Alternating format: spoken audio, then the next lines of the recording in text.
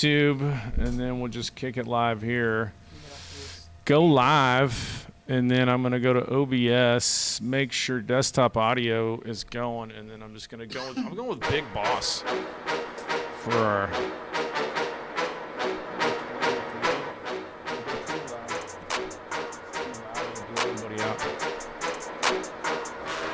It's really, I think that's coming in. Yeah. Anyway, welcome, ladies and gentlemen. Go live, and then I'm gonna go to OBS. That's the sure desktop audio. Oh, that you know what that is? That's the echo from this right here. Do that. Close the only feed, and then there's the live stream as far as we can see it, and that doesn't have any sound on it. Welcome, ladies and gentlemen, to the most professional podcast in the entire world. Sitting across from me, man who needs no introduction, the legend, Dutch Chattahoochee, sporting a Major League Baseball hat. And if OBS is working, you can see right here, the man from Appalachia, one of our favorite dudes, tied for first with the boys from ATG, the Baseball Underground, forming like Voltron, is MiLB Hatbilly, Jake Whalen. How's it going, man? As close to the mic as you can get. I feel like your sound might be low, and if any ATG dudes are out there, please get in the chat and tell us how we're sounding, because we're always worried that it gets too low.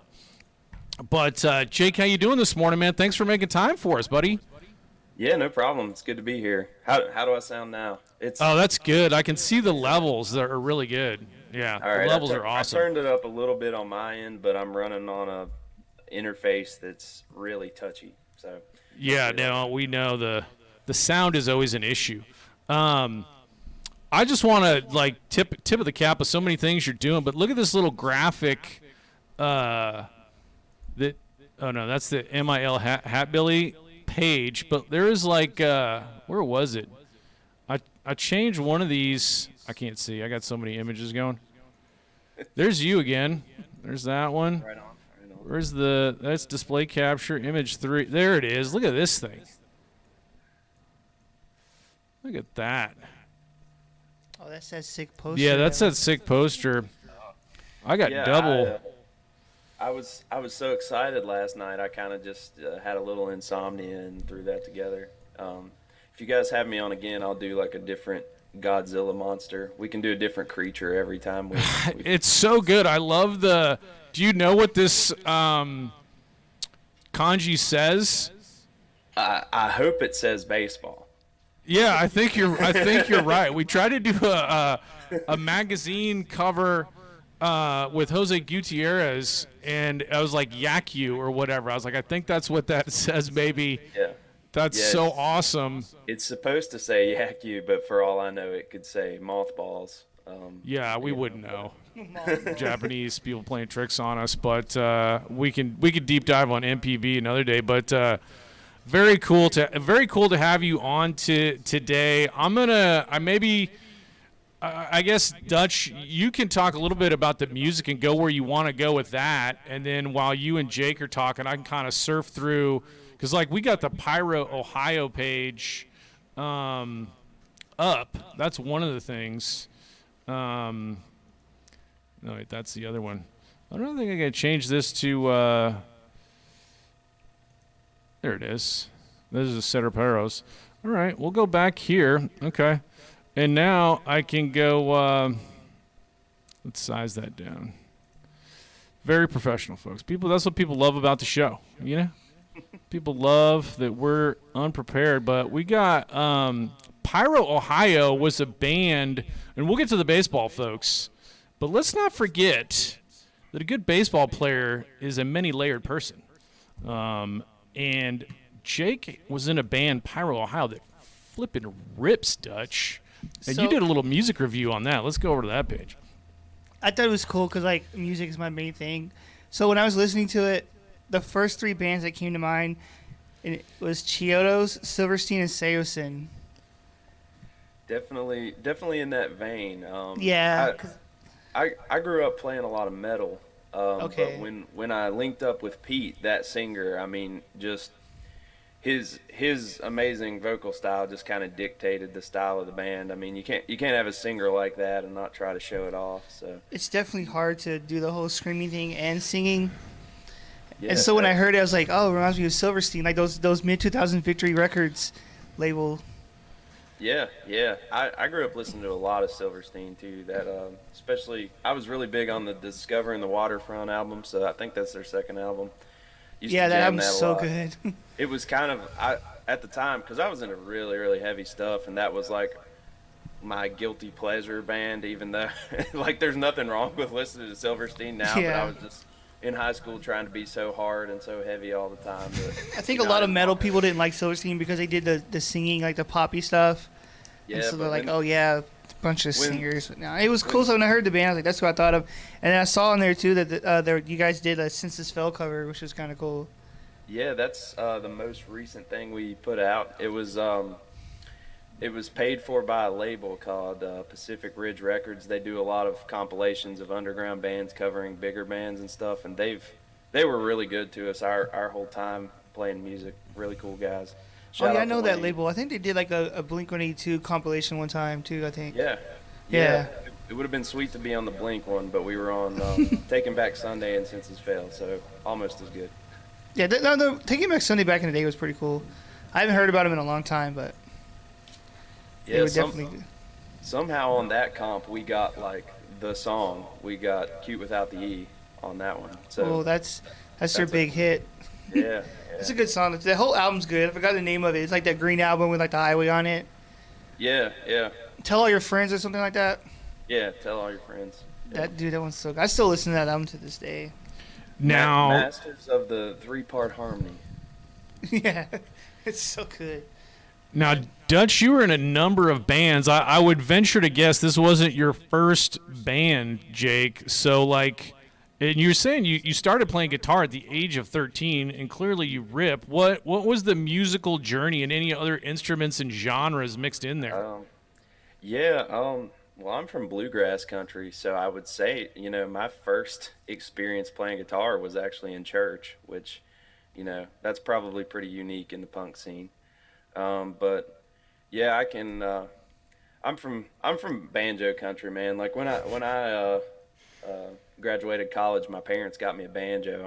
I'm still not very good, but yeah, playing pretty subdued acoustic stuff, at church, and then that got me into when I got to school. I started hanging out with some friends, but never got into a serious band until about the year before I left for college. I was in a band called Buried Beneath Us with my good friends from high school, and it was the recordings were kind of rough, but it was there. It was a pretty heavy metal band, and then kind of went our separate ways with that. And about my third year of college, I met the singer of Pyro, Ohio, Pete, in a wildlife conservation class of all things, and we hit it off. I think my previous band had played a show with the band, and they had a guy quit, and I joined up. So that's the short of it. And that connection leaning your way was in relation to Baltimore Oriole fandom, is my understanding. That's correct. So Pete was kind of a military brat. He was actually born in Germany, but he had moved all around the states, and during a lot of his formative years were spent in Baltimore. Big Orioles fan, and so he hit it off with me based on baseball. That's absolutely right. And then yeah, the rest was history. He finally made it back home to Baltimore, so I pop over and see him pretty often, go to games with him still. So yeah, That is awesome. The banjo is definitely a favorite instrument. My neighbor in El Paso had one, and he was like trying to there's the hammer claw. Like there's a Yep. structure you need for, I guess, your hand that's very different from guitar. It's a great instrument. I And of tried course, banjo. I couldn't do it. I'm used to strumming, and to do it with fuck it, dude. I gave up. It's too hard. it's Cause you use like your thumb, you do like this weird picking thing. it's kind of a roll. Yeah. And it feels counterintuitive to strumming a guitar. So it's like I feel like you'd almost be better at it if it was your first instrument. Then you wouldn't realize how weird it is. But So I started playing it like a guitar. Like I put my little power chord stands out there and tried to strum it, and it didn't work. Unbelievable. Steve cool, though. Steve Martin, the comedian, because I think we're probably all like connoisseurs of comedy. That dude is absolutely top shelf banjo guy forever.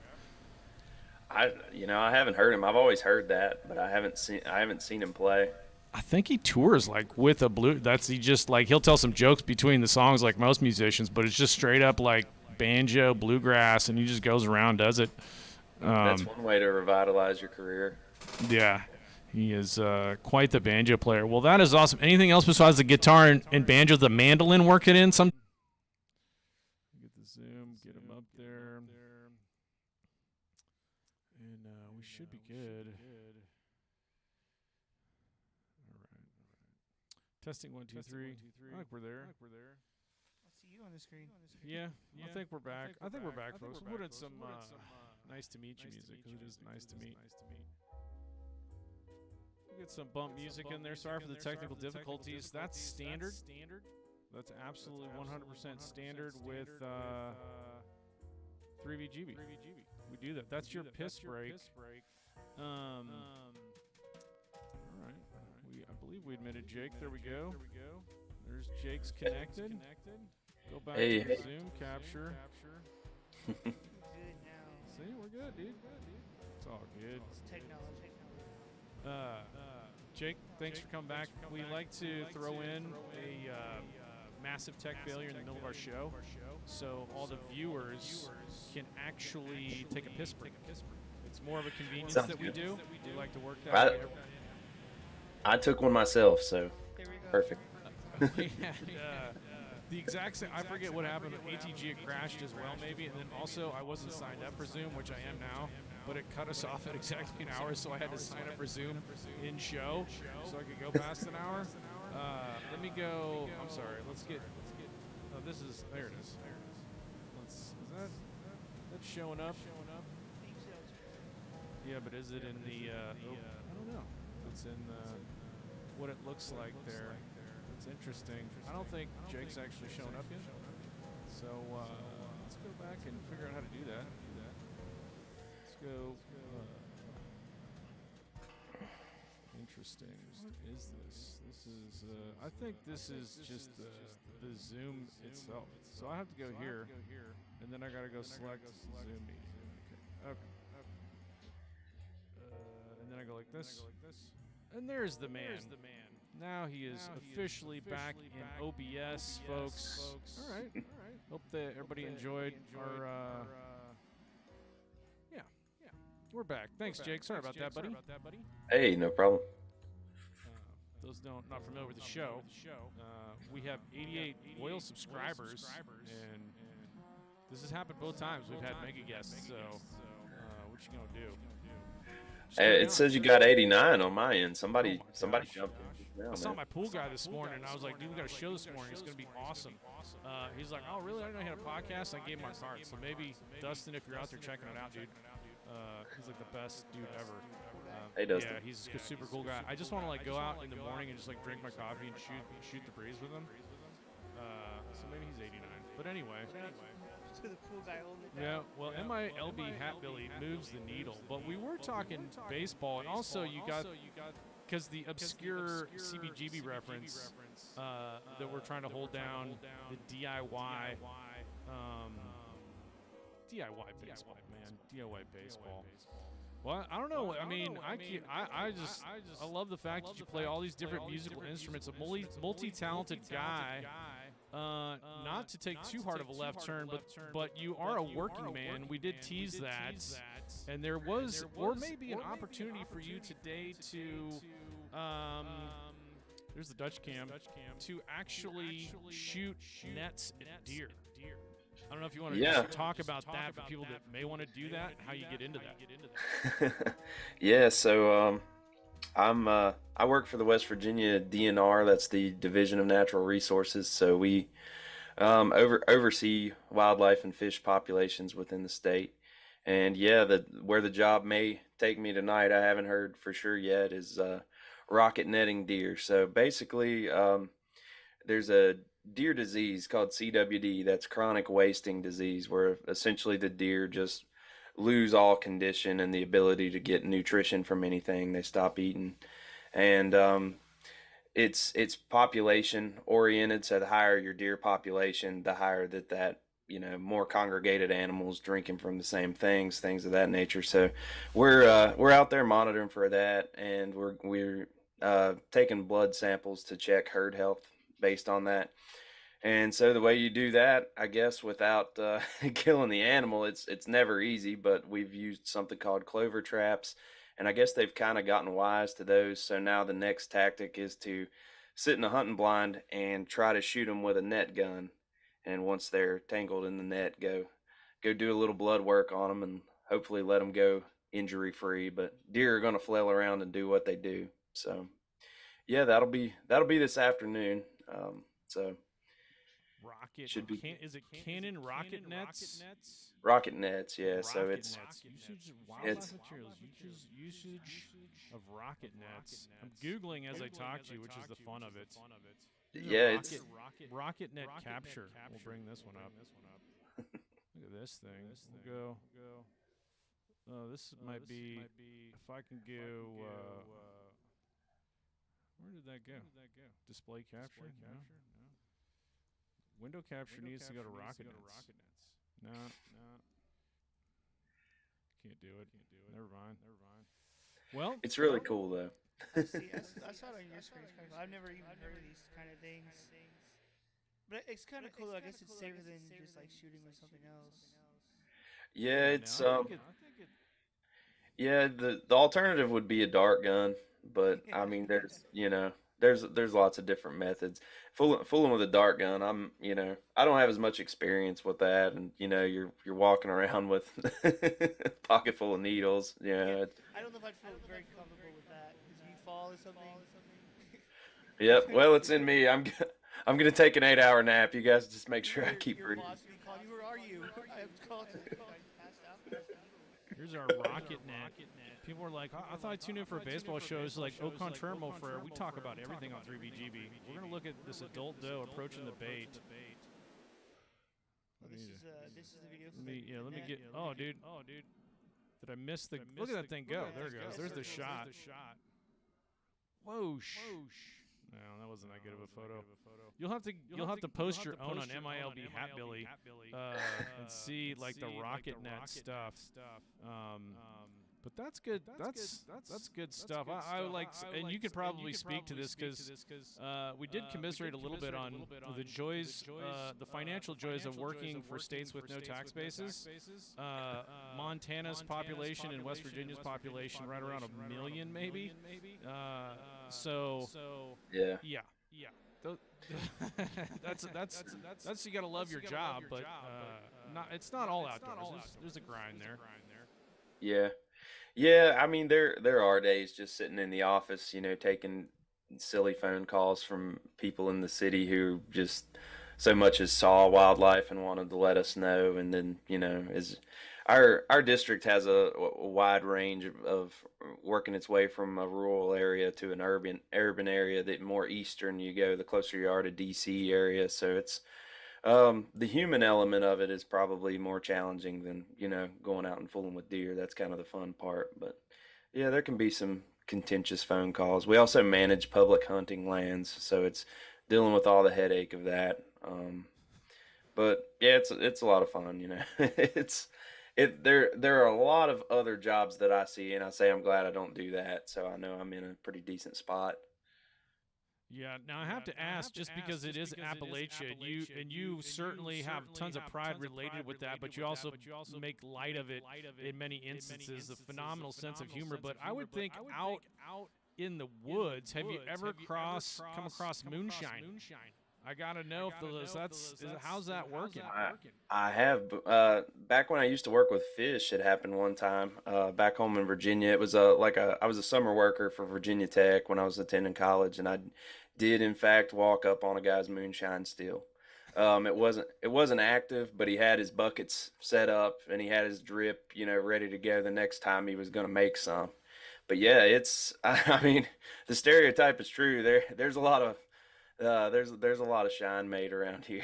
Well, there was like a reality show, so that was like the first point of consciousness. Like, dudes are still doing it, but I think there's a market for it, and it's probably not as contentious as the reality show would make it. You probably saw the dude was like, "Hey, what's up? Can I get a jar?" Or Yeah, I something. mean, I would assume most of the sheriffs who are tracking them down on the show are actually good friends of theirs who, after the cameras are turned off, purchase some moonshine from them. It's not the 1920s anymore. It's not the Prohibition era. I think usually it's such a slap on the wrist from the local government if you're making moonshine harmlessly in the woods compared to, actual crimes. So, yeah, that's actually, especially the area I grew up in, that part of Virginia, a lot of the stars of that show are not far off from where I grew up.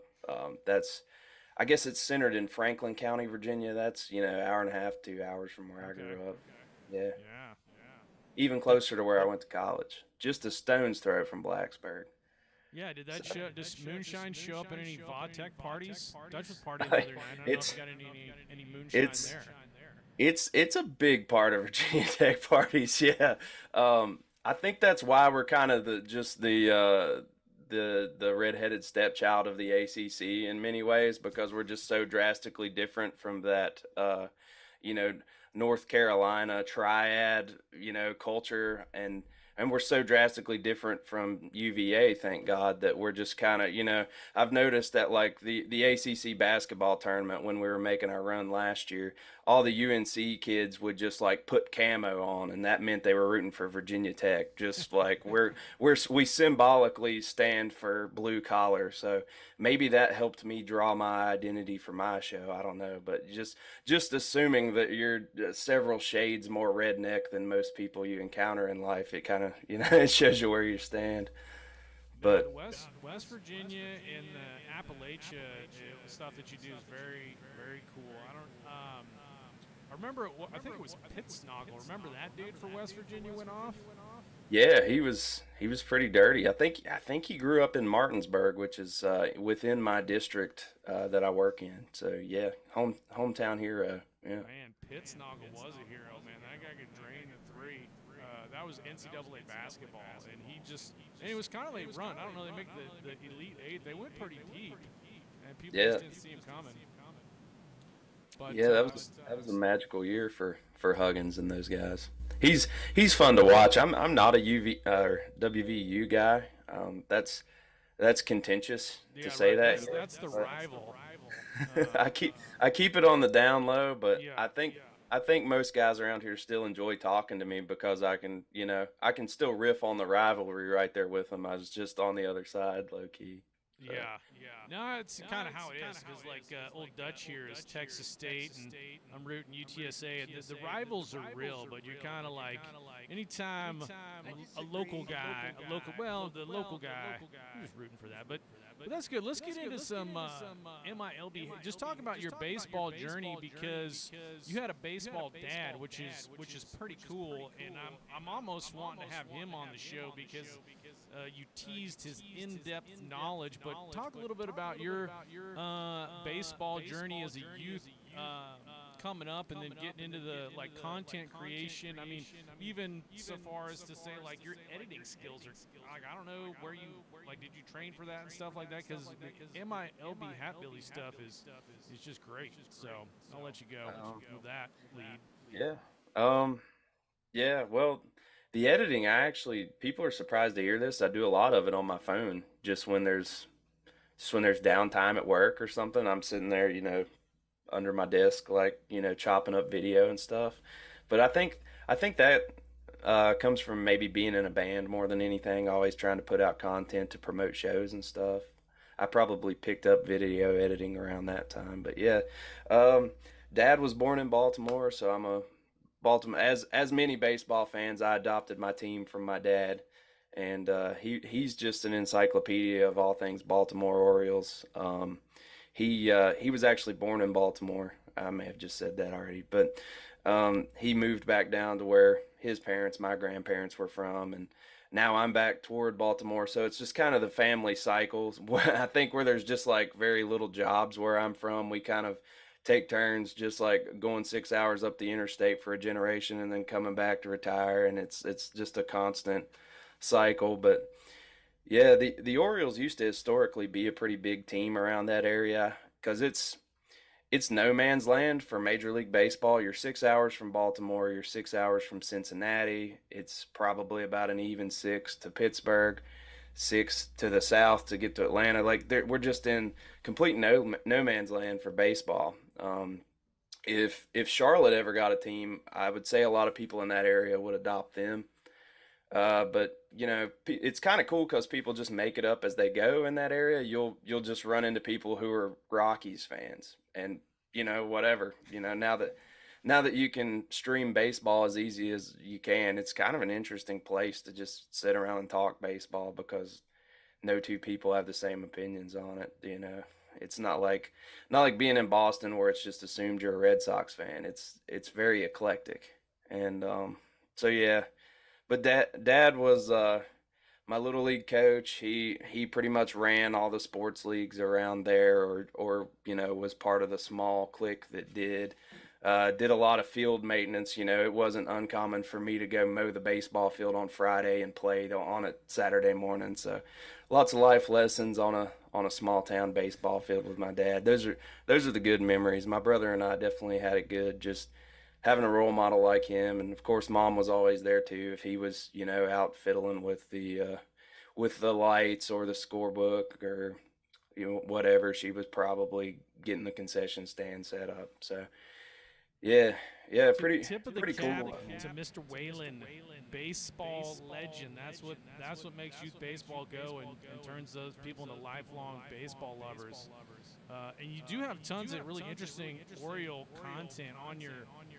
You got so much cool stuff on there. Like it's all over the place, which is what we definitely love. I don't know, Dutch, if you got your favorite in there, but like I do actually. yeah, give your favorite, and I'll give a couple of my favorites because it's just a great channel. Oh, and by the way, just randomly significant. I mean, every number is significant in baseball, but presently, right now, MiLB Hatbilly has exactly 42 videos I counted. So Jackie Robinson number right now. Obviously, that number will go up, but it's kind of interesting. Oh, so last week we were talking about chunks, and I was watching a video last night about Terry Forster. I love the big dudes in baseball, man. There needs to be more of those guys. And Yeah. I thought it was cool because like I'm a Jared Lorenzo fan from There he is, Kentucky, the so when I hefty saw Hefty lefty. Lefty, I was like, fuck yeah, dude. Oh. Yeah, I think they need more chunks. I agree. Yeah. When you guys were talking about that on the stream last week, I hate that I was watching it retroactively because I was just going to get on there and spam Terry Forster and send you pictures of him. I look at that dude, man.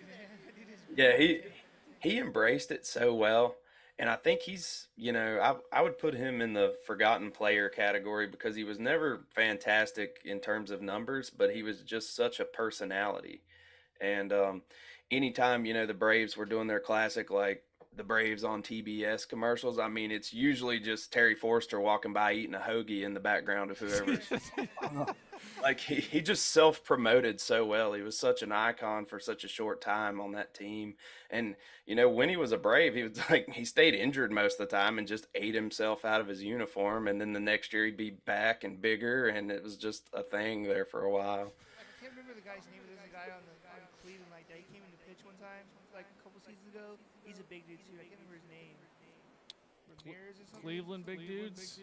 Yeah, he plays for the Guardians. Guardians. Oh man. Every big dude, Cleveland. I always think of Cologne, but he's played for like 10 teams. Yeah, So, Na- but that's not Na- it. Naylor's getting pretty big. You talking about Josh? Yeah, the Forrester stuff was great. I love the Fat Boys video at the end because they're like the Fat Boys were like a platinum band back then, and Forrester's like, dude, hold my beer. Like I'm not just Yeah, that was the great collaboration that everyone forgets about in American culture. Yeah, I didn't. Yeah, they're just like spinning him. Yeah, it's insane. I also enjoyed the video of the submarine pictures because I love that style. Yeah. And it was weird because I was watching it and we were talking about the same guy. What's his name? Mark Icorn or Acorn or whatever his guy's name is? Yeah, Icorn. Yeah, because some video came up the other day of that guy and I was watching it. I was like, oh, that's so cool. He changed his style. So I'm taking a lot of heat right now because of Mark Icorn, actually, because YouTube that TV has no. video of specifically of his career blew up, Be an and now isolating people, I experience. guess I'm Out of in the search the of extreme Mark arm, Icorn that's the because I perfect just name dropped him. I only talked about him for a second, but Yeah, I was gonna say. everybody's commenting on that video now. You could have just exclusively talked about Mark Icorn here. Dude was phenomenal. His stats were phenomenal. I didn't know that because that video didn't exist yet, I don't think, but everybody's like, "Come on, Hatbilly, you really did Icorn dirty," and it's like, well, some other dude brought it to light. I didn't realize how good he was either. I I mean, believe his career was like not that great, right? Until he changed his style, his pitching style. Let's look up Icorn while we're at it. 'Cause wasn't it, he was known for not like throwing kind of slow, and getting dudes out that way? I remember having his cards because he was like a '90s dude, but like I think the I looked Blue at that photo Jays. and I mean, I it's- think you have the entire nation of Canada behind the Blue Jays, so their fan base is quite rabid and defensive. His numbers, I don't know if they got like his, they can do like the advanced stats, but the classical stats pretty solid. Career, what's his career ERA? There you go, 3. That's solid. It's not bad. You know? Could be worse. I mean, Yeah, you there was do a- what? Dude, guy did like almost 20 years professional baseball, so I'm not. MiLB Hatbilly can do no wrong, but yeah, Icorn had a pretty solid career. Also, Icorn always makes me think of Einhorn from Ace Ventura. I don't think. Oh, that's- yeah. that's, yeah, It's like his very photos similar. on Baseball Reference. Einhorn and Finkel. Yeah. There. But that's what they always had you drop down. Like, I don't know if that was Quisenberry's deal. I think it's easier on the arm, but in my JUCO days, they're always like, you suck at pitching, so maybe drop down and see if that works, because the overhand ain't working for you, bro. That's how dudes end up sidearm. And sometimes it does work. They are way better. Yeah, that was that's the Darren O'Day story. He was just a JUCO guy, that very very mediocre overhand pitcher, and then he just dropped down and became Darren O'Day. So yeah, I know that's the story on him. And I think the message there is never give up. If you gotta start throwing eephus pitches, like hold on to that dream, drop down, turn it into dexterous, teach themselves to be switch hitters in like AAA. It's crazy. Yeah, with that, I kicking my. It's another retroactive thing that I really didn't know in the moment, but like a week after I did the submarine video too, an actual sidearm pitcher from minor league baseball hit me up wanting to collaborate, and I was like, I just put it out, but the video I did on Tommy John surgery with Tom Hackemer, he's a sidearm pitcher who's going through TJ rehab right now, and he could have added something to the subject. He could have probably told me that my opinion on Icorn was really whack and that I needed to change my ways before I published that. But well, yeah, you edited in actual submarine footage, so like that's kind of classic MiLB entertainment there. All this stuff is good. Yeah, I think I don't remember my little monologue there, but I think it was to draw a parallel between how people who work on submarines are outcasts in real life, and within the baseball world, people who throw submarine are also outcasts. Something like that. Do you type up your monologues? Because they're really good. Like, you got to hold attention with your edit for like 10, 12 minutes sometimes. Yeah, I write like a 3-page essay, and then I just narrate from that. I think that's the only way to keep it concise. I used to just try to do it on the fly, but it was impossible if you're wanting to do 10 minutes of content. You got to have it all in order, or it's going to go off the rails on you. It's a service to all of us baseball fans. I do like the looks of the thumbnails because they had like that 80s like top Yeah, to it. it's got thumbnail skills. I want to say the first one that I saw where I was like, "Who's this dude?" It was weird because I remember watching some of these videos like before. Like they just show up in your feed, and you're like, "Wait a second, Yeah, and I what's was like, this?" oh, that's that guy. I've seen these videos before. I think it was Lowenstein was the first one I saw because I like comedian dudes, and I was like, man, this. And that's probably why it showed up. It was 227,000 views. Your views are like insane. Like we get about 60 if we're lucky, but then I'm just saying like some of them are like 1,000. Tommy John surgery 6 months ago, that should be like 500,000. I don't really know how YouTube works, but I think Lowenstein was the first one I saw. I was like, this is a great, like you could see the labor put into it. It was very entertaining. And then I watched the Eric Shao. I watched the Forester. The Grand Illusion was excellent because you did with some deep diving on college baseball. And then I went back. I was like, I gotta go back to the beginning and see what's going on. And it started. That was the first one I saw. Is the Macho Man minor league baseball one. Yeah. I remember that video. That was like the first one. Yeah. That was back in the garage days. My audio wasn't very good because I was literally just sitting in my garage talking baseball. So I've definitely classed up my game a little bit. But everyone starts somewhere. Yeah. I could probably redo the Macho Man video now and at my current clip. So do you like wrestling too, or no? Yeah. I mean, it's stereotypical Appalachian Mountains guy. Yeah, actually, they used to have Smoky Mountain wrestling events in my old high school. Yeah, so in the territory days, it was big. So yeah, it's in a lot of people's blood where I'm from. I'm not like a super fan, but I do enjoy wrestling. Stone Cold Day 316. Oh wow. That's cool that you guys got me on 316. If I'd have put 2 and 2 together, my flyer would have been Steve, and I would have come in and crushed 2 beer cans over my head on the show. I'm going to go home and have a PBR or Paps in honor of Stone Cold today. This got Tommy Thomason, the Roscoe Rooster pro wrestler. Yeah. Oh, that was a guy in the 80s, right, with that red mohawk looking thing.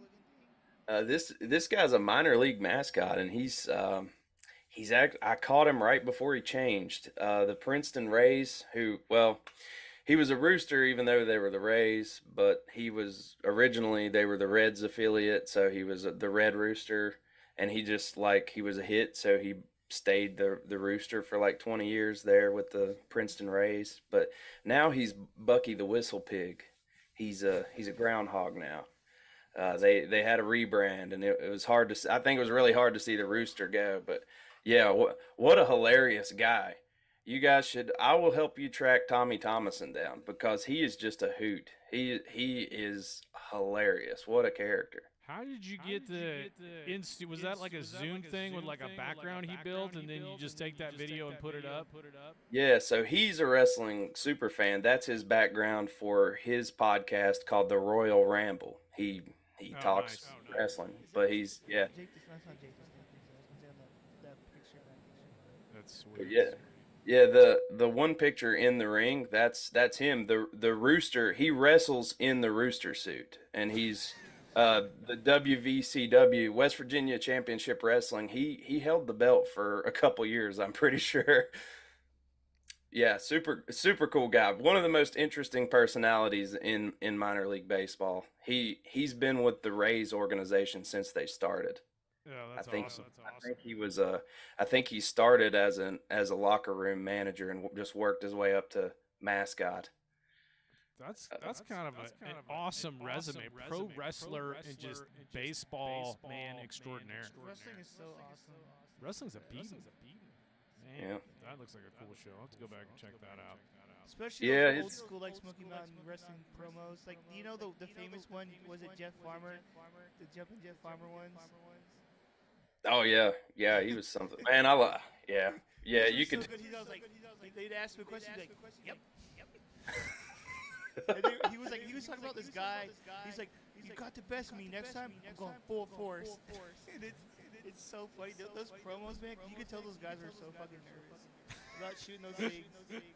You know, they were like, like one of the lines in that promo was, "You turn the tables on me in the bad way," and so people were like, "Can you imagine if you would have turned the tables on him in the good way? What would have happened?" But those old school promos were the best. Oh yeah, I mean that's how a lot of your legends were born. I mean, speaking of Macho Man Randy Savage, if he hadn't done the coffee creamer thing, the cream of the crop thing, what would his career trajectory have been? Who knows? He was tripping out on something. Maybe I was wearing shades and stuff. And he Yeah. was like, Mean Gene or G-Mean, whatever he called him. That's the creativity you gotta love. The fact that he grabs the coffee creamer and goes that direction with it. Legendary. Yeah, and Yeah, and in another universe, he makes it in baseball, and we never know him as Macho Man Randy Savage. That would be really interesting. He was a catcher in the Reds organization, and Yeah, then blew his shoulder out probably or if he something. would have done the juice while he was in A ball, then and I don't know that Macho did juice, but It he would be was so huge. cool to see him play pro baseball, but still have the mentality of Macho Man. So like he did get like post game interviews and stuff. When's that going to happen? Like the Deion Sanders of pro wrestling, the two-way player. Yeah, he was You like- know, like you show up, you play shortstop, and then that evening we see you like flying off the top rope. That should be Because he's like, hey Macho Man, hey Randy, I saw that you hit the double for the win.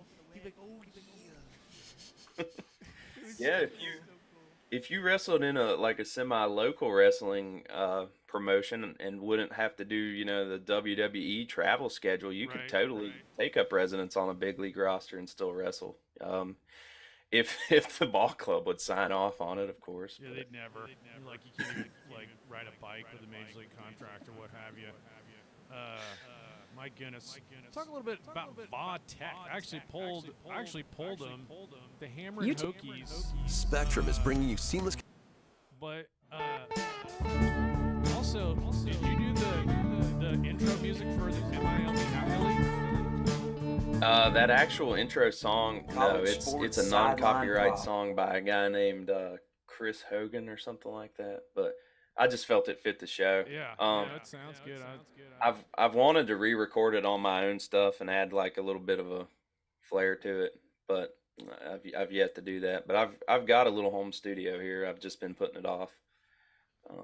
Here Yeah. is Jake's alma mater going 12-4. I don't know if you guys are into conference play yet. Swept College of Charleston.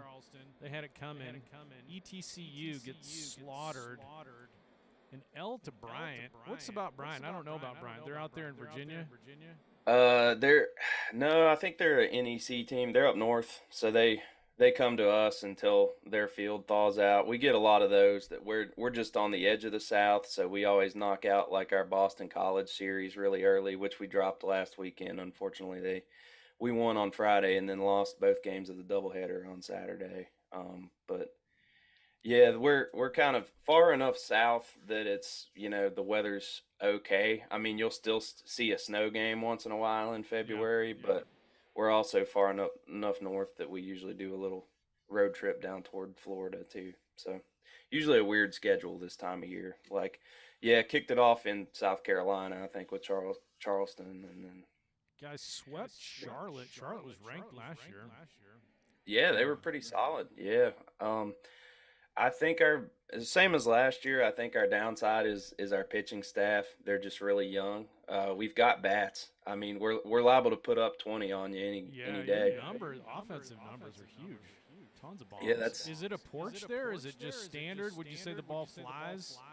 It's well, you got some elevation. I'm not talking like Colorado elevation like you guys were dealing with when you were setting the record, but I mean it's probably 2,500. It's high for an ACC school. Helps a few extra feet for sure. Yeah, it's not a small ballpark by any means. But yeah, I don't know the ball. I think the wind it's a really windy plateau that ball field is on too. Oh, I really? bet the wind helps a lot. Yeah, but that's I think where the hammer came from is just those offensive explosions. So they brought in the prop, and then in the College World Series last year, we got in trouble and couldn't use the hammer anymore. So they were just like so used to it, they were just like tossing him a bat and he'd do the same thing. I think they got in trouble for that. Yeah, the world of props in college baseball is really pushing the envelope because everybody seems to have something off the wall. Ours makes sense, but yeah, I saw some weird stuff in the dugouts when I was watching the College World Series last year. Getting out of hand. I just need Bob Gibson to teleport in a time machine and come back. And people were like, you want him to earhole some people? I was like, I can't control what Bob Gibson and Don Drysdale are going to do. I'm not telling him to do anything. I'm just telling him to pitch against dudes that are getting a little cocky. That's all I'm saying. Let's see what happens. I'm not saying I want to control anybody. I just want to take that mentality of those pitchers and put them against today's players and see what that chemical reaction brings. Because they might not be bad for the pitcher. which is still kind of cool sometimes. I like it both. Yeah, I say, I don't know. I'm not like a true let the kids play guy because I definitely was taught sportsmanship all through and would never have done that. But I don't know. Dude, bat flip it up, man. Strut around the bases. I think there's a time because like if you look like the Tom Lawless bat flip is just like in like that made no sense. It was guy who basically I think he hit one home run his entire career maybe or something. It was ridiculous. Guy never Proud. Let the man strut. hits a donger, which would never happen ever, and he just walks. He just walks up first baseline. Like, how do you know? Being from Like, you've Dallas, never hit one. Like, you've hit one. Like, you don't know. And then he just hucks his. So there's a place for some of that, but then, like, the fact that Drysdale would throw at you and then walk halfway down a home plate while you're dusting yourself off just to, like, stare at you to be like, dude, if you want to go, we can go right now. That was just like being from Dallas, being around the Rangers. Whenever Batista, they threw at him or whatever he did. What did he do again? He did a bat flip. He did a right? pretty egregious bat flip against the Rangers. So Like they punched that dude like the next time they played each other. well, as the next season, and Rugnet Odor is kind of like canonized. I don't know. Like there's probably statues of him in Arlington He's like, fuck you, bud. for blowing off his sunglasses. That was a great punch. I mean, I don't know. I don't mind shredding as long as it's not overdoing it. You know what I'm saying? Yeah. If you're up 15-1 and you bat flip, then yeah, it's a problem. Yeah, there's some interesting baseball fights, and that would be like a treatment you could do. And you got to tell us about the projects you're working on coming up, Jake. But like the Rugnet Odor punch wasn't these sort of like normal baseball flails. I have to believe that dude had some sort of boxing training to throw a straight right on the button, as opposed to some of the other spastics that happen. And then Nolan Ryan headlock, face machine gun. There's been some good ones, and then there's just terrible ones. I don't know. Yeah, So the ATG yeah. is gonna have to watch this interview. So Yeah, baseball fights would be an interesting cover for They sure. need to do like they Because do in I'm, hockey, let them scramble for a little bit. yeah. You could. It would be cool to see baseball trend more toward hockey in a way, where it's just accepted to have a fight. Nobody really breaks it up. Just let them do their thing. Give him a penalty box. Give him a penalty. There's ATG boys in the house. We're just going to throw up the picture. This is like the fun part of this kind of like random journey we're going on with our little podcast stream that tends to crash. Is the people you meet out there doing baseball stuff? Because I mean, I can't speak for other sports. I don't know. There's probably basketball nerds and football nerds. That's just not my. That's just my thing is baseball, and there's just really interesting people doing stuff, and like you're doing MiLB Hatbilly, you're like, dude, I love baseball. This is interesting. People need to know about this guy. And then ATG guys, you're like, who are these dudes? You start looking at their stuff, you're like, man, the historical knowledge, and because you're Baltimore, we're starting to get the American League down there, because Baltimore and then Kansas City. But the obscure stuff that like comes into your videos and the way you edit it, I think there's just like that's way more fun to me than watching talking heads talk about exit velos and launch angles and all this. And there's a place for sabers. Like you need to know it. I'm trying to do my certification to understand it, but not as fun as MiLB Hatbilly. Like I'm just saying, there's some stuff out there. I'm more of a cultural significance guy. But that's I'm on there to tell a story. That's just the way I see it. And I don't know. I know I don't have the background in stats to really get into the weeds of it. So rather than try and fail, I just stick to the storytelling aspect of it. Well, you actually got like that's when you know you're making it. People are like, oh, that's bullshit. People are hating on you. Like nobody hates on 3BGB because like we don't have anybody. But like you're kind of the point where a lot of people are watching your stuff. So I think that's like a good sign. Yeah. I think where my stories take place a lot of times in 70s and 80s baseball, I think my audience and I love those guys, but it's a lot of grumpy old men.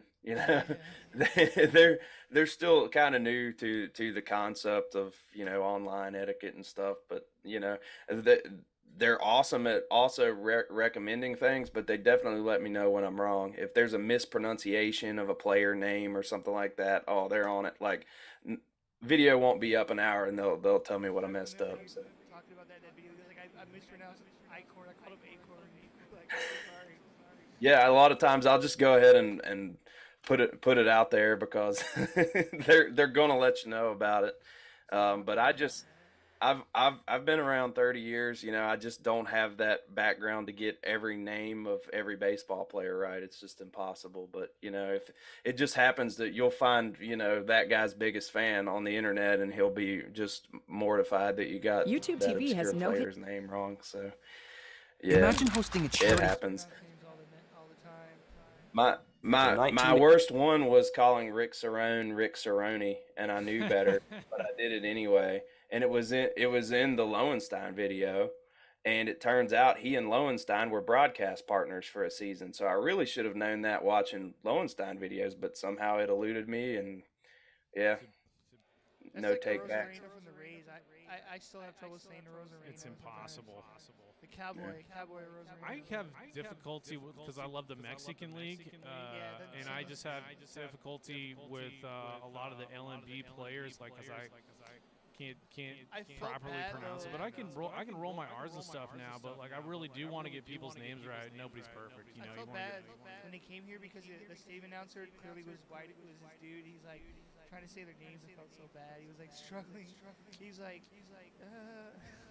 And I had some Henry Urrutia stats up, and I couldn't. I worked with a guy, Urrutia, and I would always we'd always call him Mike U because nobody could do. It's hard to say. Yeah, nobody could say his name properly, but Henry Urrutia, I think I'm saying that right. But dude hit 420 in LMB last year. And oh, by the way, I don't know what TV anybody else watching, but I figured out I could get LMB baseball for $12 a month. I'd sign up for that. What's up, Spectrum? Fuck MLB. And their rule changes in their clocks. Oh yeah. In the Mexican leagues. The clock, dude, is crazy. A baseball game is like 2 hours now long on average with the time I clock don't know. change. That's awful, Dutch. I'll let you go, and then I'll let Jake weigh in, and because it's like my favorite thing to do is dump on Manfred and MLB, and then we can talk about the travesty, the absolute murderous travesty of cutting 40 contracting minor league baseball, as if that's a good business model. But I will That's, say this: some of the pitchers now are taking advantage of the time clock. They'll stare at the batter the whole time until the end of the time clock, and then they'll throw it. I think that rule was made for Max Scherzer because just the speed at which he already worked was in his favor. He was just off the wall like that, and he's just one of those pure adrenaline guys. Now that he has a pitch clock, he's going to be nasty. That's going to prolong his career, maybe single-handedly, in my opinion. yeah. I mean, I I Go don't ahead. mind the rule changes. I just don't like the time clock. Don't tell me how long I should take to throw my ball.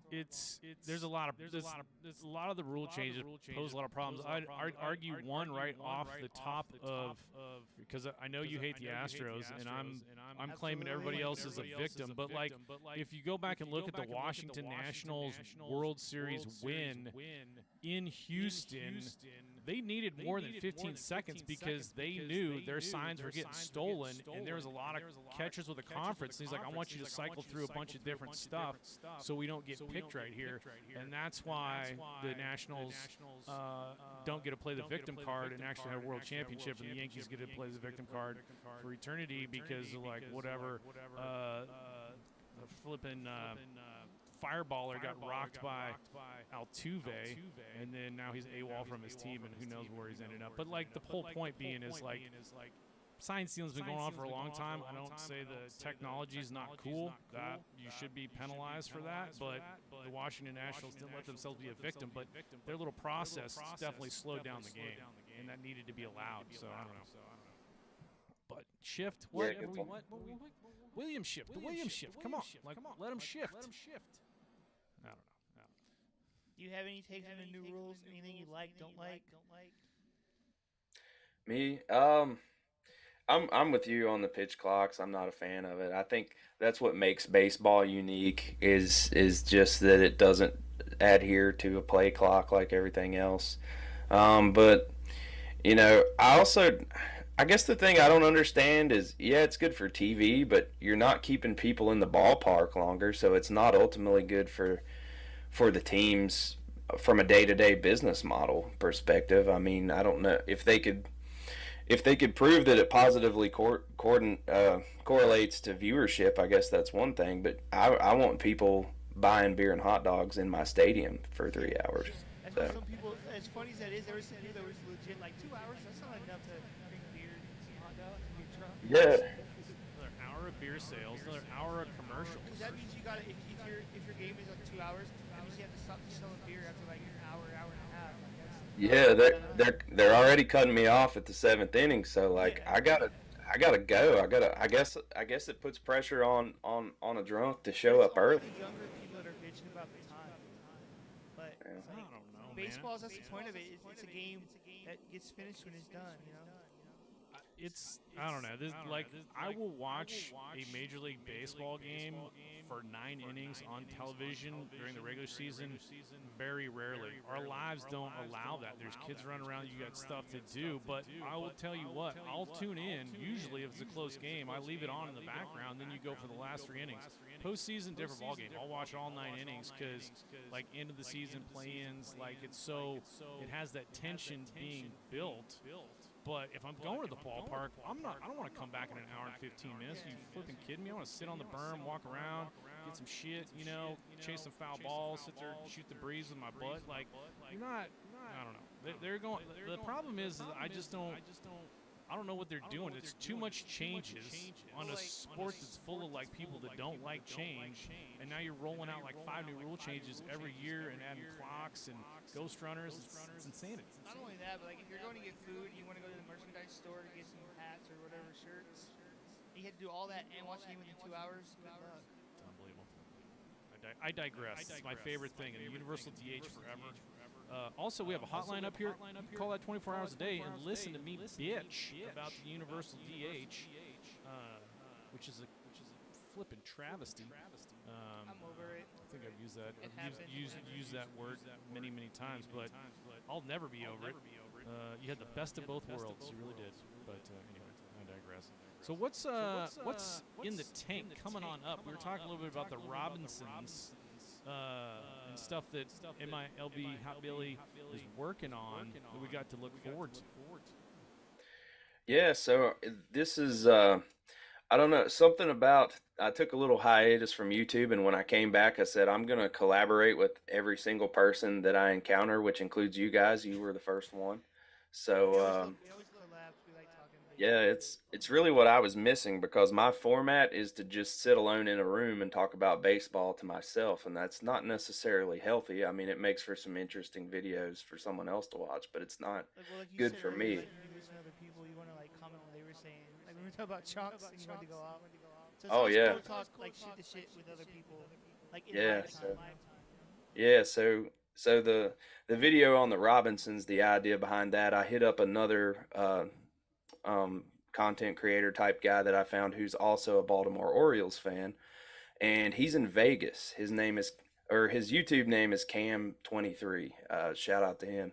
And that's the idea behind that is where Brooks and Frank Robinson came from different walks of life. I thought it would be really cool to do a video about Brooks and Frank with a West Coast Orioles fan, me being on the East Coast. So yeah, he's and we're actually switching. He's covering Brooks, who was the East Coast born player, and I'm covering Frank, who was born in West Oakland, California. I would So definitely love to see a deep dive on Adam Jones, the Baltimore player. that's a good idea. If anyone was gonna deep dive on Adam, Cam would kill it, Because I because thought he was going to be the savior of that franchise. But I mean, he was good for a while. Oh man, he's a player. That guy's a player.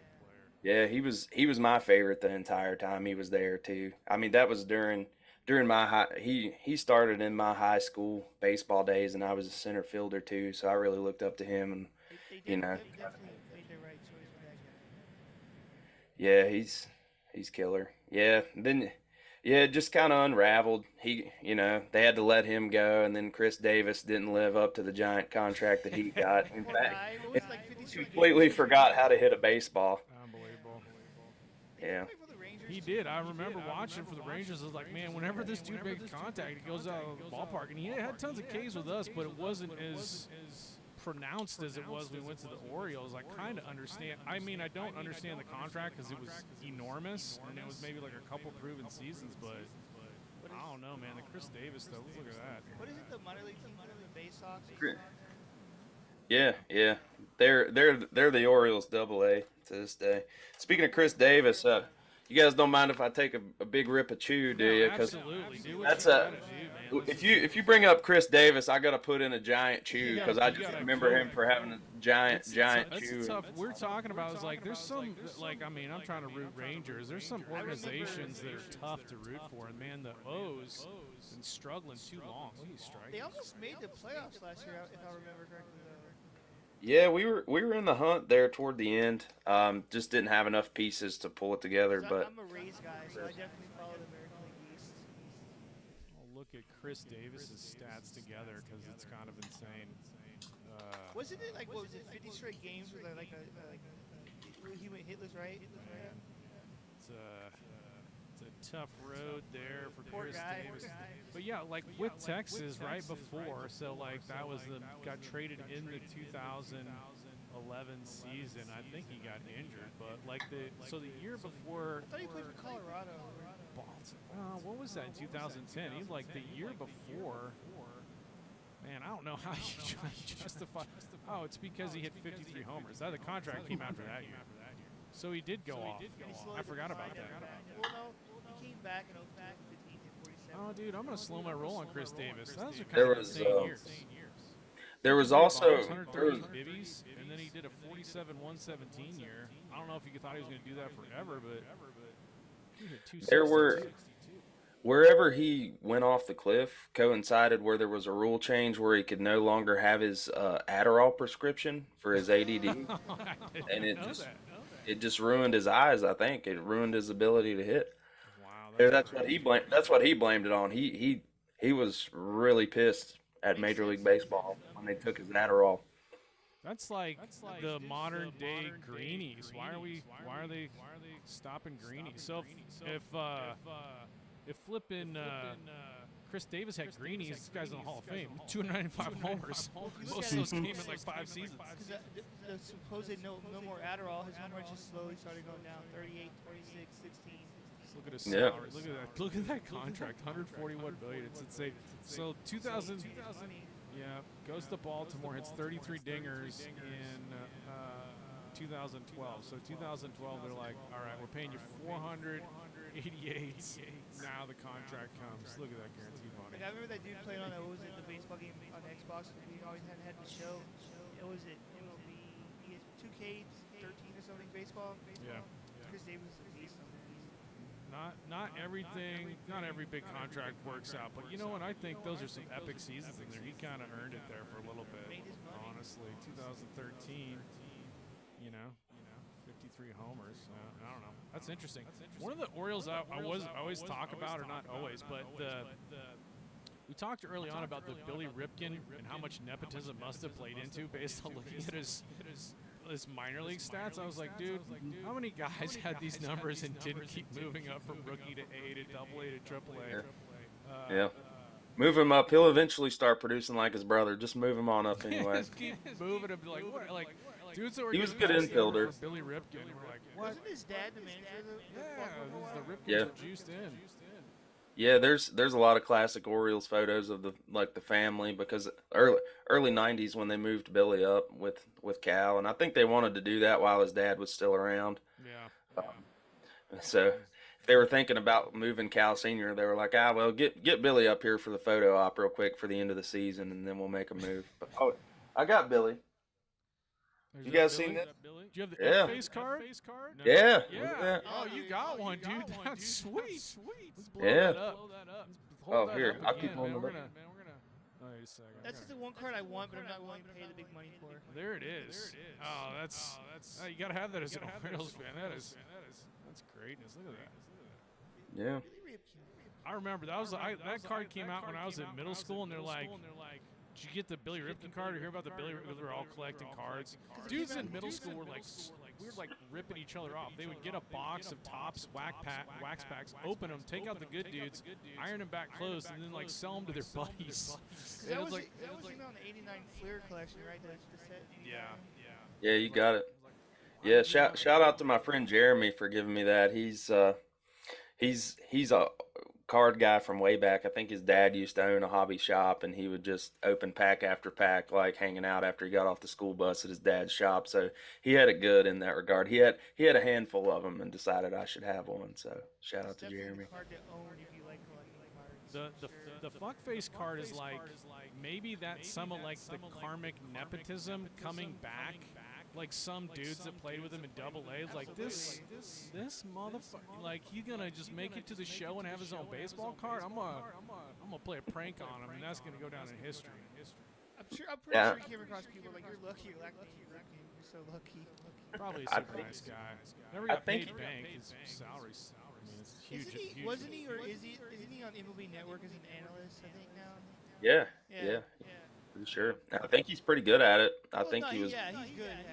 He's like, well, I'll be good by myself with this. I don't need no last name. What do I know? It's not his fault. He's like, I was born. What do you want from me, man? Of course I want to make the pros. I don't care how I get. Like, he's just doing his thing.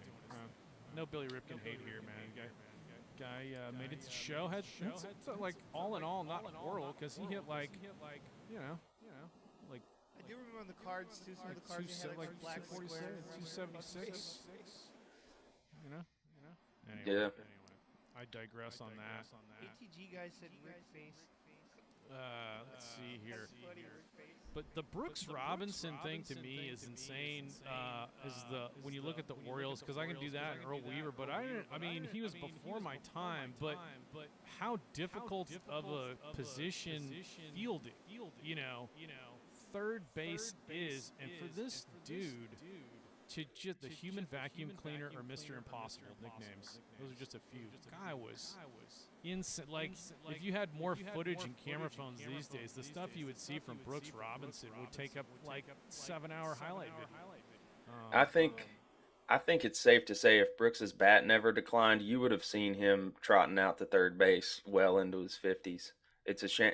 It's a shame, I don't think they took his greenies away from him or anything. I think he just started, getting old. But yeah, I think he could have easily. I think there's some old timer game footage out there somewhere where he's still making diving catches like well into his 60s. Just born to play third base. Man, and we've, yeah, and we. I think because of Brooks, we always try to have just an absolute stud at third base to this day in the Orioles organization. I think they're trying to groom Gunnar Henderson, our new exciting rookie, to play there on the hot corner now. But they definitely at least try to have a tip of the cap to Brooks by always having a stud at third baseman in their lineup. Gunnar Henderson. I always like hearing about prospects. Where's he at this year? Is he in the show or is he in the minors? I think he's going to start in the show. He was a September call up last year, but he seemed to have no trouble adjusting to the game. So I think he's in. He was homers, so yeah, he'll be there. Yeah, he'll be there. He was kind of the complement to Adley Rutschman. Calling both those up in 1 year was a pretty exciting year for the Birds. You know who could have a good year this year? What's his name? Rutschman? Or how do you say it? Rutschman? Yeah, Adley Rutschman. Yeah, y'all got some pieces. How's the O's pitching looking this year? That's a question. That is the question. I think at some point we're going to get John Means back, and that's going to help a lot. He's a TJ right now. But there's some young guys, there's some pieces. If you get on Orioles messenger boards, like that's what they're talking about is, hey, you think we could sign this guy? You think we could sign that guy? Because that's gonna. I could see that being our downfall for sure. But we do have a really exciting closer. What is his name? We call him the Mountain. I just refer to him as the Mountain. He's like 6'6", giant of a man. He's good. I hate that I'm blanking on his name because I was about to like. Yeah, no, my brain doesn't work. I was watching his highlight reel yesterday, so it cursed me. Um, yeah, we got some bullpen pieces, but I would like to see a couple more starters. We should have another one getting called up. That's a top prospect. That's Grayson Rodriguez. He looks like a stud. He would have gotten called up last year, but he got injured in AAA. Brandon I think. Hyde, you guys had a winning record last year. I kind of spaced. Maybe it's part of my MLB boycott. You got Rugnet Odor. How's that working out for you? Hitting 207 with 13 bombs. You He can grow his beard again. he's like a clubhouse guy. I think he's just kind of the leadership guy, even though he's not really statistically a day-to-day player, but I think he's good for the young guys. He's definitely a super emotional guy that keeps everything going. He's got some swag. They've got this. You know how Miami has their gaudy chain that they wear in college football? Now we have an Orioles home run chain that they put on somebody, which being a Virginia Tech fan and hating the Hurricanes, it's a mixed feeling for me. But I guess we already had our prop talk. I like the hammer just because it has a VT on it, so I'm a total hypocrite. But I don't know about the Orioles bling. It just doesn't seem to. It doesn't seem to fit Baltimore. Like if there was a big goofy ass crab hat that they put on a guy when he hit a bomb, like that would just I don't know, that would just do it. Or they sprinkle Old Bay on the guy that hit the home run. You can just you can culturally play it up a little better than a chain. The chain just Mardi Gras beads are just so overdone. You're thinking of Felix Bautista is the closer, 6'8", 285. Yeah, Batista. Yeah. He's literally the size of Batista, the WWE wrestler. Dude, who's small. I think a movie star. Yeah, 6'8". Where does that guy throw? He's got to be like a 98, 100 guy. Yeah. He stays triple digits on his fastball. Marines got him. Dominican Summer League is an 18-year-old. Let him go. Then been the Orioles organization looks like since he's 21. I like when there's a missing year. Like we don't even know what he did when he was 20. He just like sailed around the world. He was in prison. Oh yeah, that's the other hot topic. Bauer, D-Not Baystars. Mr. Nakatomi decided to sign him. This is just my personal opinion. Take it as it is, but like I feel like he's being blackballed from baseball for something that technically he was proven innocent in. I don't know if he was proven innocent. He was definitely not prosecuted, but I know he's only kind of an asshole guy. those people know what happened. So it's like we said on our shows, like nobody really knows except for those two.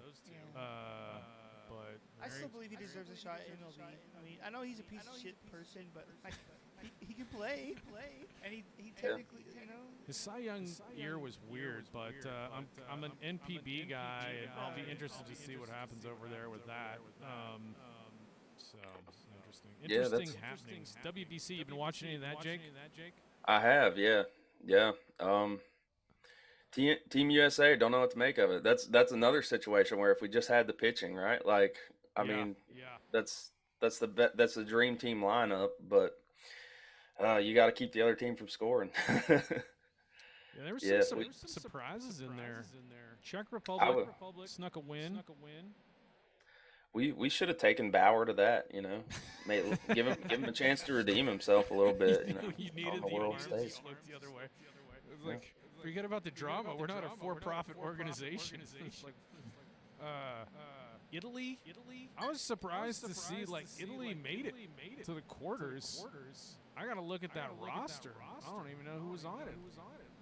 At the rosters, but a lot of different teams. But Cuba, who got embarrassed in the Series del Caribe, which again is not an all-star team. It's their Winter League winner is showing out and made it to the semifinals. So next couple of days should be interesting. It's always a lot of fun. I really love this kind of cross-cultural baseball stuff. I would like to see if Cuba was actually able to cash in on Randy Arozarena instead of him playing for Team Mexico. Mexico's just where his raft landed when he left Cuba, so he claims Mexico because he doesn't want to risk going back to Cuba, I think is the issue. Like, there are so many guys that are Cuban, but they're like, I don't want to represent. I don't want to have anything to do with that. Like, what So was it? I saw, speaking of a Rosarena, I saw a video where he busted out his cowboy boots, and somebody was like, when he busted out those boots, he knew we were fucked. Yeah, Rosa. Yeah. I'm glad we have him on the Rays. He's definitely a great person around. I mean, Matt Harvey is on Italy. I didn't know that. I don't know. ooh, If he pitched any else in their stats. there's a guy the Orioles had recently that no, we don't have him Oh, yeah, anymore, you but guys did, didn't you? we gave him a second chance after all of his legal issues. There we So go. Somebody yeah, Bauer's not out of the question for the Orioles if we signed Matt Harvey right Yeah, after all right. his. That guy was controversial. I He was was- kind of a head case, though, wasn't he? With the Mets, he was always like yelling at the manager. Yeah, The really. one in the postseason where he's like, "Don't you flipping take me out or something," and then he did, and it all blew up. I don't even know. Yeah, odd Keep guy, me in kind there, and then he gives up three. of a prima donna. Always got like a supermodel girlfriend and stuff. I don't remember who exactly it was. I'm not big in the supermodel realm. Just obscure baseball, but You got a Yeah, got a take- stud pitching staff, but another arm would. yeah. One of our arms is powering the Israel team. Jewish guy, Dean Kramer. He's he's looking sharp. Got some dudes. I like the managers are like, that's how I know I'm getting old, because like all the managers are my favorite guys. You got Kinsler, Piazza, Nelson Cruz, like all these Did you dudes. see that Nelson Cruz put himself in the game? He's the general manager of that team. That's what you do. I thought that was cool. Yeah. Don't not do that. He's like, Yeah, I put myself in. I call that the Frank Robinson move. His first managerial gig in Cleveland, he put himself into pinch hit first game and walked it off. And there's no rule against Yeah, it. So. yeah. Euclid, the Greek god of walks. Yeah, there's some interesting stuff. The in Great Britain had a pretty fun. I wanted France to make it because Bruce Bochy was the manager, and I was like, oh, he was born in France. This is you randomly learn player history out of the WBC, but very fun event that's going on. We checked that out. What else did I have? I had like my little. I was talking Kurt Russell. I have a little note sheet here. We've covered Vautech, WBC, Billy Ripken. Kurt Russell was a favorite. One of the favorite actors. I don't know if you have a favorite film. They're Dutch, but I love me some Kurt Russell. He seems like there's a map of West Virginia, by the way. I love me some Kurt Russell, man. I just think that's a good dude, and I don't think Hollywood ever got to his head. I don't know why that is. I think it's because his dad was maybe like just like a working actor, you know. His dad was just kind of like not a superstar. He's like, hey man, you just got to work in this business. It's about hard work. And then his dad, that whole Battered Bastards of Baseball, which I know you saw, like the dad being like a fat boy and just the love of baseball. YouTube TV has no. So cool. Spectrum Mobile. Cool movie. Yeah, I mean, I don't know. The There's a firm movie yet he gentle made grip. called Used Cars. Fucking hilarious. And I think it was directed by Spielberg, and it's just a comedy. It was like one of his first projects out of college. You can find that. I've never seen that. Oh, dude, it's such a good-ass movie. Check it out. I'll find it. But yeah, I think I don't know if he goes to the pros, but if he wasn't getting all that Hollywood money, I bet he'd have been a player. I love me some Kurt Russell.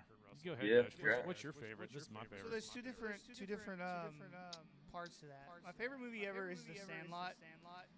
However, my favorite actor is the guy from Scream. What's his name? Matthew Lillard. Yeah. So what about you? You have anything you like? Actor, movie?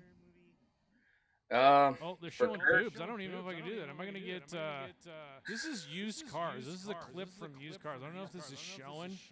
I guess she had pasties on her nips. It's the most outrageous Go for it. Just see what happens. film you've ever seen. It's definitely check out Used Cars. And it has Lenny and Squiggy from Laverne and Shirley in it. And Kurt Russell, Oscar performance, dude. It's such a good movie.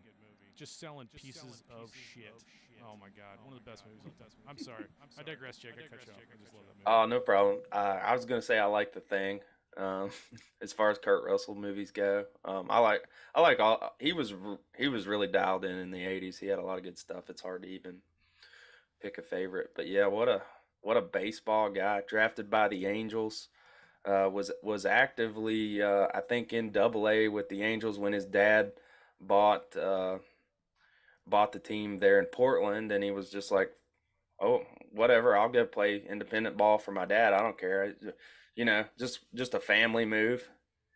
And yeah, a lot of respect for Kurt Russell. When I did that little video, there's so much more I could have done with that. It was a short one. I could have easily talked to Kurt Russell for 20 minutes if I wanted Yeah, look to. at that. He was Double A, El Paso, the Toros. Oh no, they were the Sun Kings then. Okay, Mhm. and he goes back to go Northwestern A- ball with the Mavericks. So cool. That was such a good movie. And then Bend. Yeah.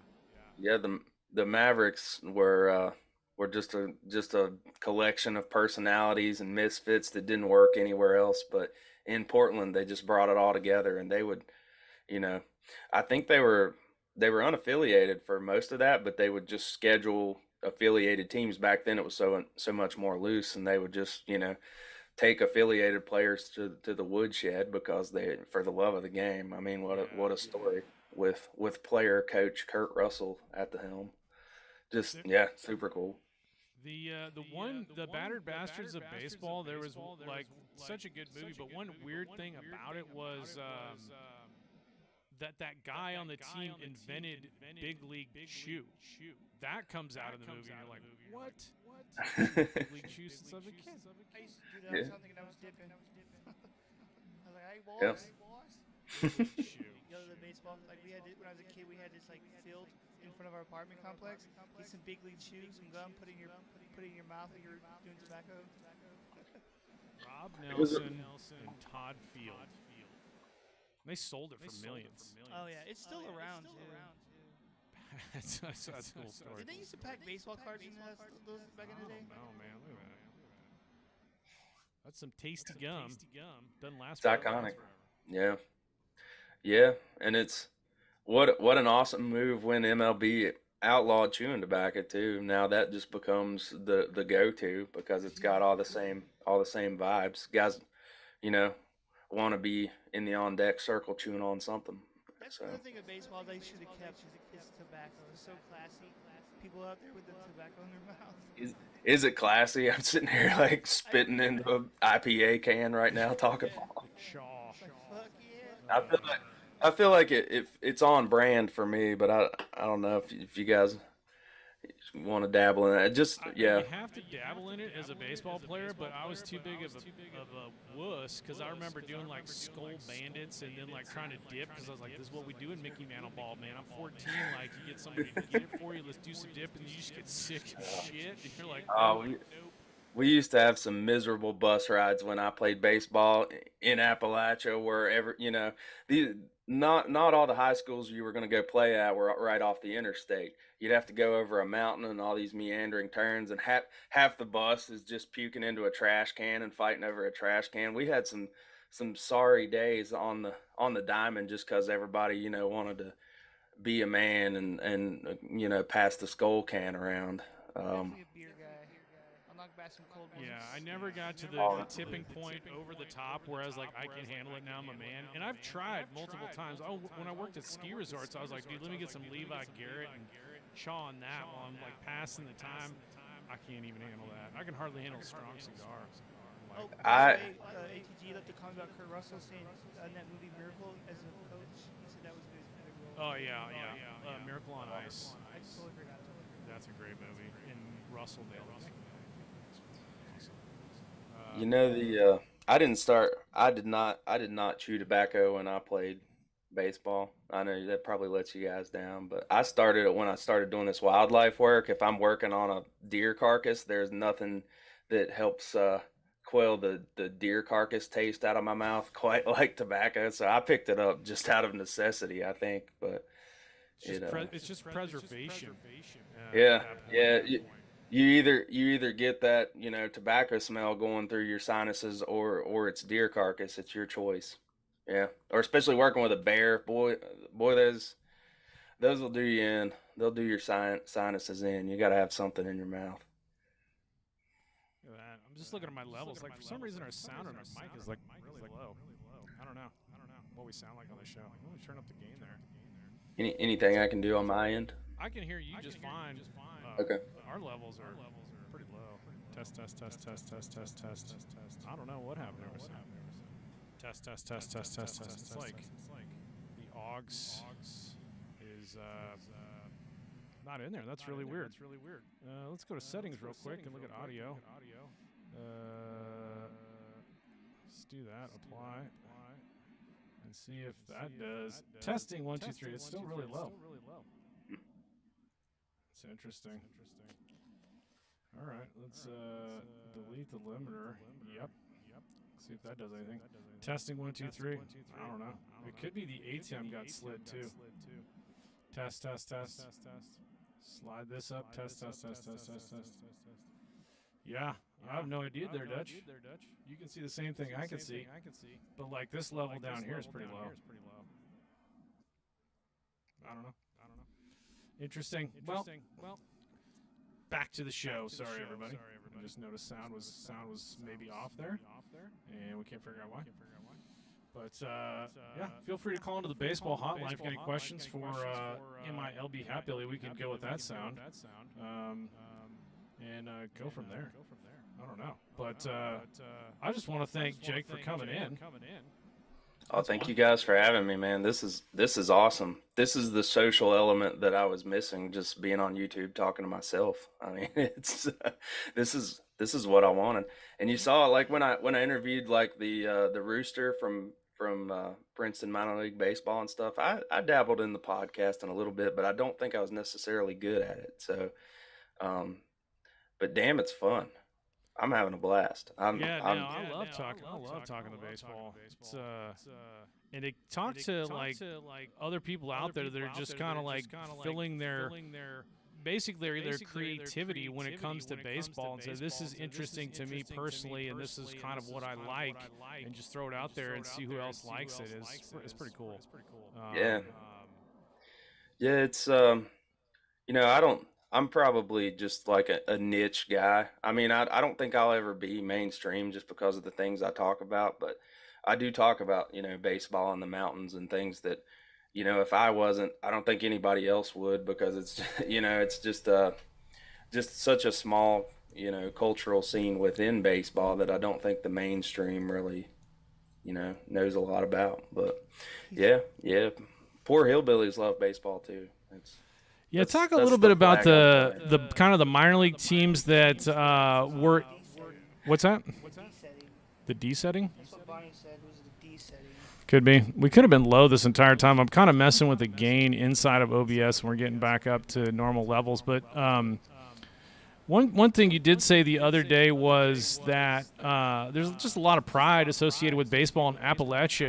I know, Indiana hoops, and there's different regions, but I mean, the Billy Wagners and not as many guys probably come out there, and probably not because they're good, but maybe the same financial decisions you had to make as a high school to college baseball player, and other dudes in West Virginia who's like, dude, I can throw a ball through a wall, but like, who's looking, and what are my career options for schools, and who's scouting this area? So that's probably an under scouted area. I mean, there's a lot of dudes out there that are apparently amazing athletes. I mean, so yeah, our recent phenomenon is actually in the basketball world. Did you guys see Mac McClung win the McClung's from out there? I didn't realize that. McClung grew up 2 counties to the west of me. He's from Scott County, Virginia. Single A Virginia school, came out of nowhere. YouTube helped him. He wasn't being scouted, and then he would just make all these YouTube videos and vines of him doing these ridiculous dunks, and he ended up getting signed at Georgetown to play for Patrick Ewing. So yeah, he's putting us on the map right now. But yeah, there's been a few over the years, but I think typically just the level of play is so far behind the rest of the country because of small numbers and small schools. You're not rolling out your best athlete at every position on a baseball team, on a football team, hell, probably not even a basketball team. So I guess more often than not, college scouts just decide against what level of play the person played at. But occasionally you'll have your breakout guy like Mac McClung. Billy Wagner was one.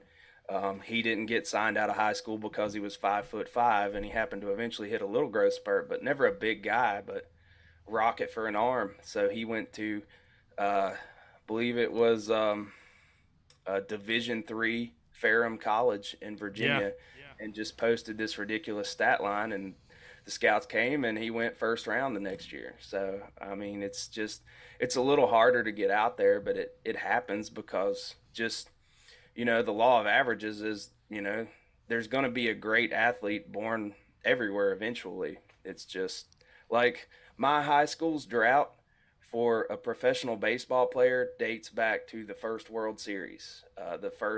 There was exactly one Major League Baseball player who's come from my hometown, and his name was Deacon Philippi, and he pitched for the Pirates in the first World Series. So, yeah, we need to get going.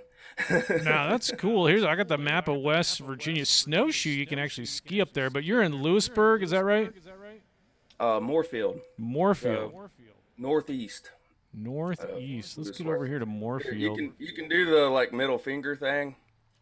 This is the northern panhandle. Yeah. I'm in the eastern panhandle. I'm like at the knuckle. Let's go here.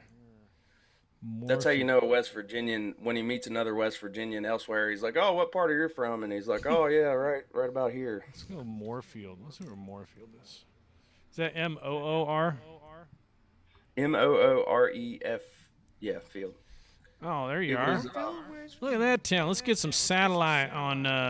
They still have a food lion? That's fucking awesome. They got a food line? That's right. I haven't seen a food line since I was born and raised in Dallas, and we used to have food lions up there, and I haven't seen one since I moved. They're still alive and well, in just pockets of the East Coast. I hang out down the food line a lot. They're like the cheaper grocery store, I guess. Let's look at some baseball facilities here in Moorfield. You can find the school. You can always find a ballpark. There's something over here. Yeah, they're pretty good for West Virginia single A baseball. They've brought home a few recent state championships. Here's some more ballparks over here. This is where we go down to this little one, Moorfield Town Park. Just hit some dingers and go jump in the pool. Yeah. It's a good spot, man. That's nice. Looks like a nice town. It is. It's kind of a one industry town. There's a Pilgrim's Pride chicken processing plant. There it is. It's like out here in Seguin. What we got? Yeah. I forget. There's a big old. They got a Radio Shack.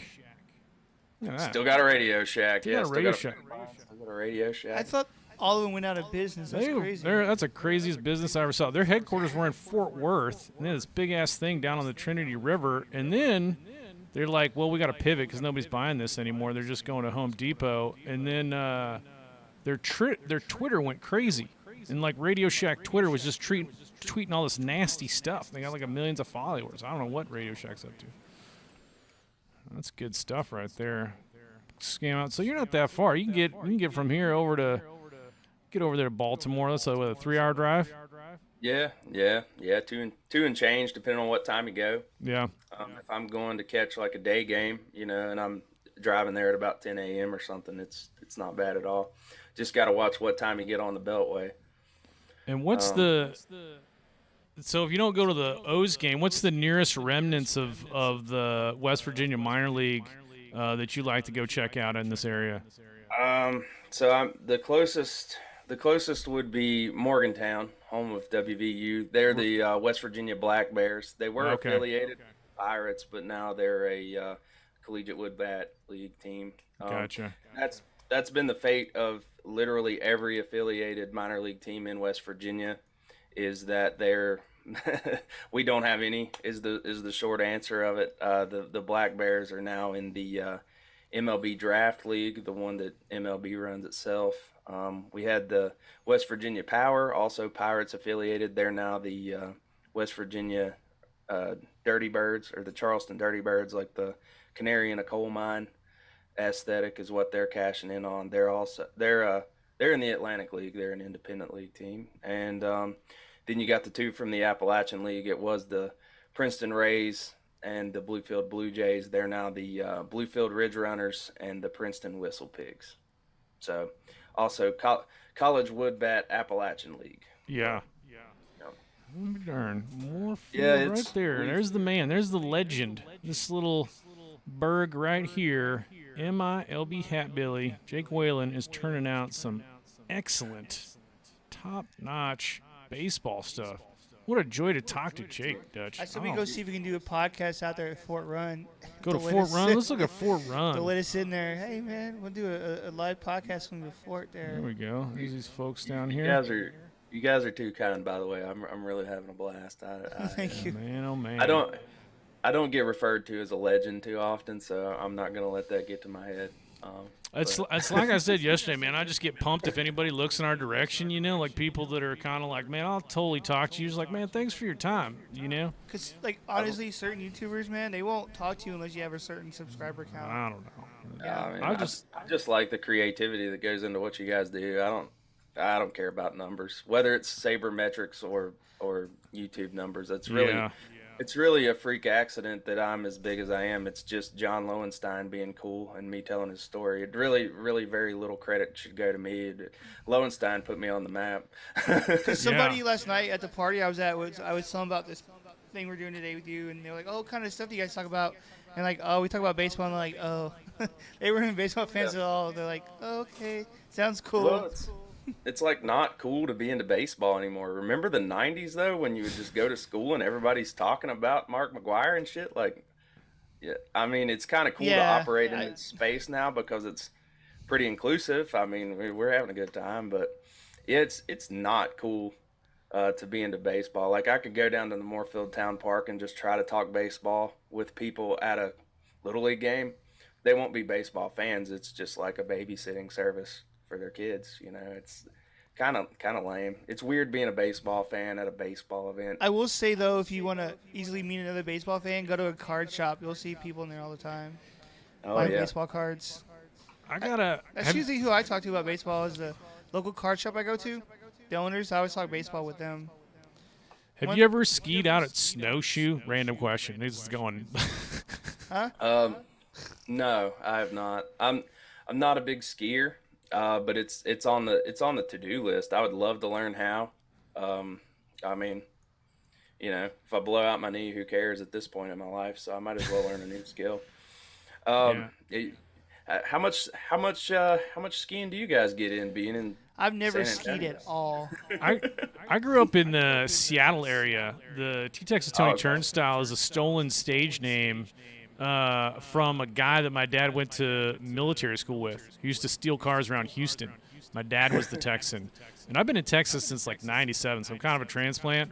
But the desperate, hanging by a thread baseball announcer that is Anthony Turnstile is my alter ego when it comes to baseball content. But back to the baseball card stuff. Are you a big collector? Not big, but I've come into a lot of cards. I had a cousin back in the 90s who passed away pretty young who was a big-time collector, and my aunt sent all those to me when I was a little kid. So I have tons of 80s and early 90s cards that I sift through every time I visit my parents, but I'm not actively adding to the collection very often. I'm about to put this sick reprint of a Satchel Paige card. Let's get the camera on Dutch here. You're going to put it up to the camera number one? Yeah, the main one. Okay, there it is. See that? Let me move the Jake out of the way. I think the Black Magic, because it's such a dial focus, you can't do it. It won't autofocus. You can kind of see it. It's like a reprint of a Satchel Paige card. That's nice. That's one thing I've learned. It's not so much the condition of the card. It's if you dig it and think it's cool, that's the fun of it. And That's Dutch, how I am. what'd you buy? Like 10,000 cards the other day for something? That was crazy. Yeah, I bought 10,000 baseball cards from like all the 80s pretty much, and then early 90s. The mass print era, but it's still Yeah, cool I because love it's 'em baseball because history. I love collecting the players and stuff and like reading about them. So I like, someone's like, "What is that? A PSA 4 or a PSA 9?" I don't know, and I don't care. It's a cool card. You know what I mean? Like, Yeah, the just folded corners give him character, man. It's Yeah. it's all about the player and what he did and what he brought to the game, man. I've got quite a few of those Baltimore Orioles Rafael Palmeiro cards from Upper Deck. Man. I have a few of those. And you look through those cards, and I was looking through them. I was like, man, Baltimore's had some like studs on their teams throughout the years. Palmeiro was.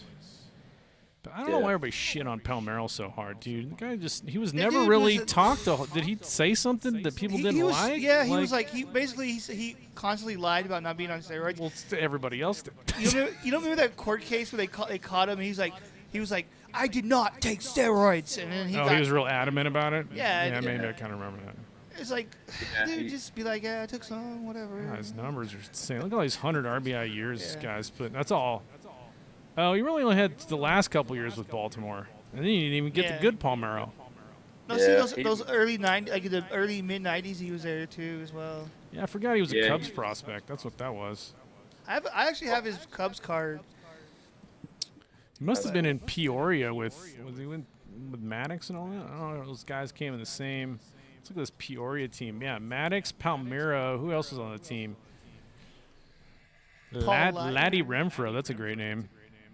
This is what we do. We're going off the. This is I tend to go off the beaten path, but man, what are we at on time? This is a good show right here, but I drag because then I just start talking out of my ass, Dutch, and what we got to do is make sure our massive subscriber base of 88, now 89, find MiLB Hatbilly and all the other people that love baseball find what Jake's doing, and we can have Jake check in as regularly as he wants to now that we've kind of figured out Zoom and we know how to give everybody a technical crash so you can take that piss break and then come back and just talk baseball stuff, man. Smoke a couple of doobies, You got to have the global baseball. Mike Flanagan. I'd love to come back, man. This is a blast. It was perfect, man. Everything I wanted it to be, but I'm down to hang out a little longer if you guys want to. Well, it's spring break, so I had to make time for MiLB Hatbilly, but I will be running right back to childcare. You got to give all that time to those little rascals.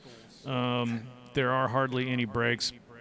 But what's that phrase? No days off. It's just constantly no working. days off with those little sons of guns. But man, thank you so much, Jake. Man, I look forward to just like continuing the baseball relationship and see what you're up to and checking in. And keep just recommending your great stuff to everybody I run into, as with our friends at ATG who are big supporters. Just kind of all of us just rowing in the same direction and having fun with baseball. I don't see what can go wrong, man, but we appreciate you coming on. I've had fun. Yeah, absolutely. It's definitely Thank been you, cool guys. hearing your Baltimore knowledge of the Orioles and stuff. Yeah, we can. Yeah, next time we can deep dive even more if you want to. I will say this. While I'm thinking about it, do you remember? I think it was like 3 or 4 years ago in spring training. That catcher that went off, was it Chris Fox or something?